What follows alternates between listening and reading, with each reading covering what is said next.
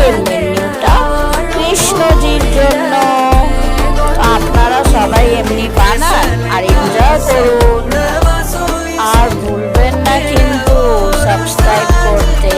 Subscribe করুন আর enjoy করুন tasty tasty রান্না।